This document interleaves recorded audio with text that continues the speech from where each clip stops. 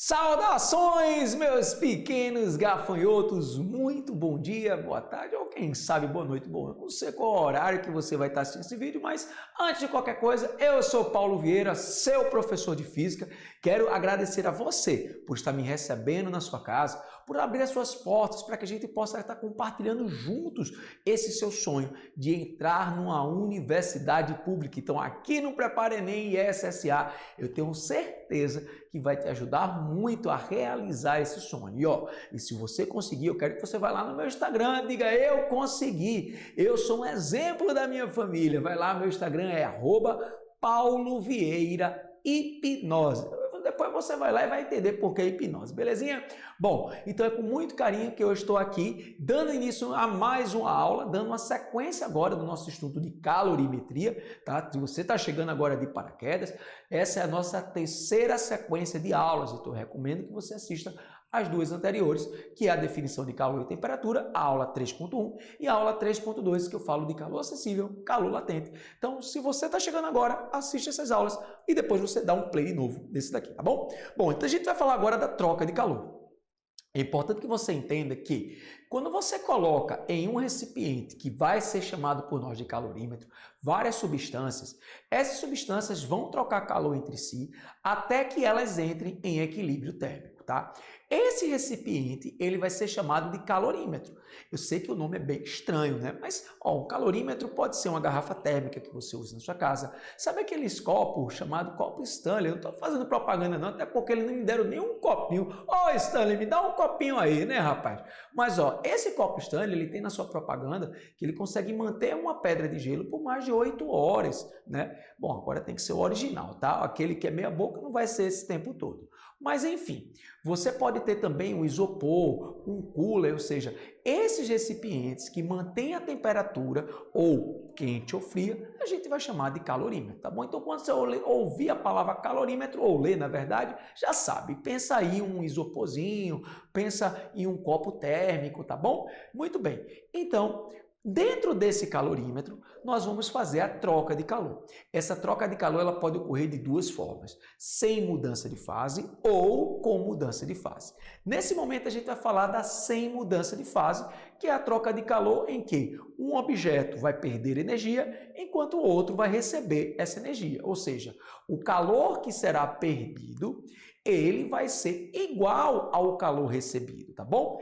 Na equação da calorimetria, nós vamos ter esse símbolo aí que talvez você ache estranho, mas é a letra grega chamada sigma, que parece um ezinho, que é o somatório. Ele está dizendo que o soma dos calores recebidos mais a soma dos calores perdidos é igual a zero. E isso é meio que óbvio, né? Porque se um ganha e o outro perde, aquele que vai ganhar é aquele que perdeu. Então, essa troca, esse somatório vai dar igual a zero.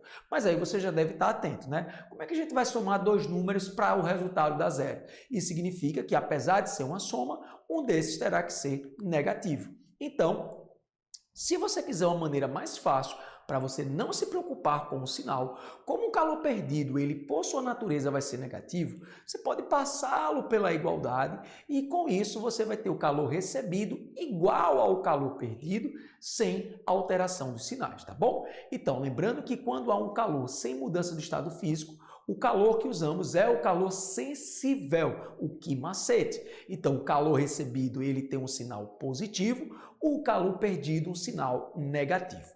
Lembrando que se você vai optar por usar a equação do calor recebido mais calor perdido igual a zero, você tem que usar um sinal de menos na parte do calor perdido e a variação da temperatura é a temperatura de equilíbrio menos a temperatura inicial.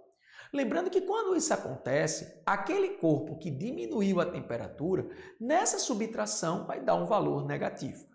Então, eu recomendo uma técnica que eu uso muito, é você deixar o calor recebido igual ao calor perdido. Dessa maneira, você já elimina a conversão do sinal. E ao invés de você trabalhar com temperatura de equilíbrio menos a inicial, você vai trabalhar com o conceito da temperatura maior menos a menor. Um exemplo. Se eu tenho duas substâncias, uma com 80 e a outra com 20, é natural que o equilíbrio vai estar entre esses dois valores, entre 80 e o 20. Então vamos supor um valor X intermediário. Bom, X com certeza é menor do que 80. Então ficaria como? 80 menos X. Mas esse X é maior do que o 20, porque está intermediário. Então ficaria X menos 20. Então, ó, se vários corpos eles estão trocando de calor, a soma de todos eles, porque pode ter mais de 2, sempre vai dar igual a zero. E isso é o princípio da conservação dos calores. Então, vamos colocar uma situação, um problema, ó, que dentro de um calorímetro contém uma quantidade de água, ambos, o calorímetro e a água, estão em equilíbrio térmico 10 graus. Foi colocado um objeto de ferro a 80 graus e outro objeto de alumínio a 0 graus. Então perceba que dentro desse calorímetro você tem 3 substâncias. Você tem o calor sensível, ou melhor, você tem a água, você tem o ferro e você tem o alumínio. Então esses 3 calores, eles são os calores que serão utilizados. Então, vamos somar o calor da água, o calor do alumínio, o calor do ferro e o do calorímetro, visto que ele usou o calorímetro como parte integrante do problema. Se ele não quisesse usar o calorímetro, ele teria dito que o calorímetro é ideal. Bom, como não há mudança de fase, cada uma dessas equações você vai usar o que macete, com exceção do calorímetro, tá? Porque a massa e o calor específico são substituídos pela capacidade térmica. Então, ó, perceba que nós temos aí as equações sendo aplicadas, tá? Veja que a capacidade térmica da massa e o calor específico do calorímetro vai ser substituída pela capacidade térmica, tá? A gente já falou sobre isso. E perceba que esse calor, tá? Caso o calorímetro seja desprezível, a gente vai eliminar esse termo, tá bom? Bem, dando sequência, a gente tem, ó, a água, que ela vai aumentar a temperatura, se ela está a 20, a temperatura dela aumenta, então a variação é temperatura positiva. Nós temos o alumínio, que está a 0 e que vai aumentar a temperatura também, a temperatura é positiva, mas o ferro ele vai diminuir, então o sinal dele seria negativo, belezinha? Bom, vamos para uma questão agora com prática para você ver como funciona. Um calorímetro ideal existe 200 gramas de água. Lembrando que quando ele diz que o calorímetro ideal, significa que ele não participa da troca de calor. Cujo calor específico é 1 caloria grama, mas é colocado um pedaço de ferro de massa de 100 gramas a uma temperatura de 140. Sabe-se que a água e o calorímetro inicialmente estavam, tá, a uma temperatura de 20 graus. E ele quer saber qual a temperatura de equilíbrio. Então, ó, vamos olhar um gráfico, tá bom? Acompanha comigo. Nesse gráfico nós temos a água, lembrando que o calorímetro não participa porque ele é ideal, que está inicialmente a 20. O ferro, ó, ele está a 140 e ele vai reduzir a temperatura dele. E ele diz que o equilíbrio da temperatura é 40 graus. Então, para que isso ocorra, a água eleva a sua temperatura de 20 para 40, enquanto o ferro de 140 para 40.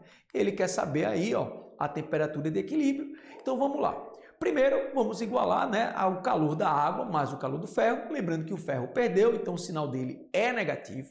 Então, ao substituir na fórmula do que macete, ó, a massa da água 200, a temperatura de equilíbrio 40 menos 20, já o calor do ferro 100, ele quer o calor específico do metal, tá? Na questão tinha cortado um pedacinho lá, e veja que a temperatura de equilíbrio vai ficar 40 menos 140. Então, esse sinal de menos, tá, é o que vai ser convertido ao passar pela igualdade, ficando então, ó, calor específico do metal, 4.000 dividido por 10.000. E isso vai dar 0,4 caloria grama grau Celsius. Vamos para uma próxima questão que ele fala que o calorímetro ainda é ideal, existe 200 gramas de água e é colocado um pedaço de ferro a 10 gramas a uma temperatura agora de 100. Sabe-se que a água e o calorímetro estavam inicialmente em equilíbrio térmico a uma temperatura de 20 e que a temperatura do sistema estará em equilíbrio térmico. Veja que agora ele quer a temperatura de equilíbrio do sistema. Mais uma vez, a gente vai usar o mesmo princípio, o calor da água mais calor do ferro. Só que lembre-se que essa temperatura é só você entender. Ó, se eu tenho um objeto que está a 100 e outro que está a 20, será que no final a temperatura pode ser mais do que 100? Fala sério, né? Ô, Mequetrefe, não me mata de vergonha. Será que pode ser menos do que 20? É impossível, né, Mequetrefe? Então, a temperatura de equilíbrio é sempre um valor entre as duas temperaturas. Ô, Paulinho, não é na metade, não. Ô, benção, pelo amor de nosso Senhor Jesus, tu não vai me matar de vergonha. Você tem que entender que existem outros fatores que influenciam nisso daí. Por isso que a gente pode dizer que é na metade, belezinha? Bom, então, se eu tenho um valor que está entre 100 e 20, quem é maior, 100 ou esse valor? É o 100, por isso que na temperatura do ferro é o final menos inicial, por isso que ficou negativo. Já a água, essa temperatura final é maior do que o 20, ficando TF menos 20. E aí, quando a gente substitui os valores, a gente vai ter uma temperatura final de 20,4, que é o resultado da questão. Bom, agora a gente vai tacar fogo no parquinho, porque a gente vai falar da troca de calor com mudança de fase.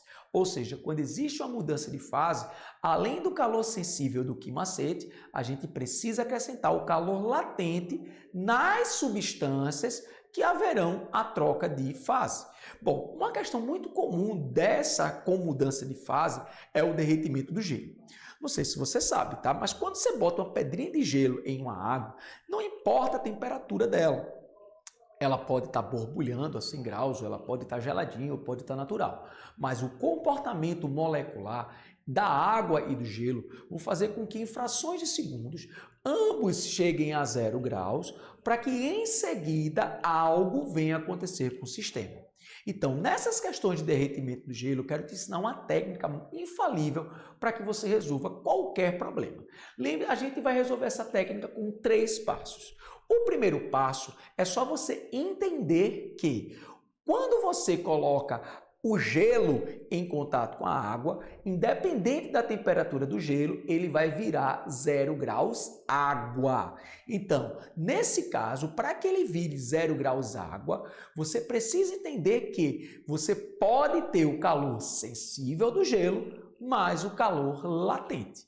Esse calor sensível, ele pode ser eliminado caso o problema já diga que o gelo está a 0 graus. Então ele pode chegar e dizer, olha, o gelo está a 0 graus gelo, e aí nesse caso você só teria o calor latente. Mas se ele disser, olha, eu tenho uma pedra de gelo a menos 10, então saiba que o calor sensível do gelo mais o calor latente. Esse é o primeiro passo, belezinha? Então fique atento que se o gelo já estiver a 0 graus, você vai ficar apenas com calor latente de fusão. Os entendedores entenderão. Bom, vamos para o segundo passo, que agora é a água, é o líquido. Não necessariamente tem que ser a água. Esse líquido vai ter a sua temperatura reduzida a graus sem mudança do estado físico. Então você vai usar só o quimacete para fazer com que esse líquido se torne a 0 graus, belezinha? Bom, agora que você tem esses dois valores, nós vamos para o terceiro e último passo, que é a discussão do caso. Essa discussão do caso, ela pode nos levar a 3 situações. Preste atenção, 3 situações. A primeira é simples. Se o calor do gelo, o valor que você achou para o calor do gelo, ser maior do que o calor da água. Nesse caso, o gelo não irá derreter completamente, existirá uma quantidade de gelo que permanecerá na questão. Então, se isso acontecer, a sua resolução é uma regra de 3 simples, onde você vai dizer que o calor do gelo que você encontrou derreteria toda a massa do gelo e o calor da água vai derreter apenas a massa da água. Nesse caso, a gente pode ter 3 tipos de perguntas. Danos, Paulo, é tudo 3, é tudo 3. Quais são os 3 tipos de pergunta que você pode ter? Ele pode querer saber qual é a massa do gelo que resta, e aí essa massa do gelo que resta é a massa do gelo inicial menos a massa derretida. Ele pode só pedir a massa derretida, tá? Que é a segunda pergunta. E a terceira, ele pode querer saber qual é a água, massa de água que fica no recipiente. Essa massa de água é a massa do gelo derretida mais a massa da água inicial. Bom, no terceiro passo, agora a gente vai para a discussão 2, a segunda situação, que é quando o calor do gelo é igual ao calor da água. Nesse caso, todo o gelo vai derreter e o sistema fica a 0 graus. E a terceira situação é quando o gelo vai ter um valor menor do que o da água. Bom, já dá para imaginar, né? Nesse caso, todo o gelo vai derreter, mas o excedente do calor da água vai fazer com que o sistema, agora gelo e água, no estado líquido, eleve a sua temperatura. Tá aí o problema, a fórmula de você calcular, onde você vai pegar apenas a diferença do calor, ou seja, a subtração do calor da água menos do gelo, igual a, se você prestar atenção, isso é o quimacete. Só que a massa tem que ser a massa total. Belezinha? Bom, vamos para um problema, porque é um problema que a gente entende, né?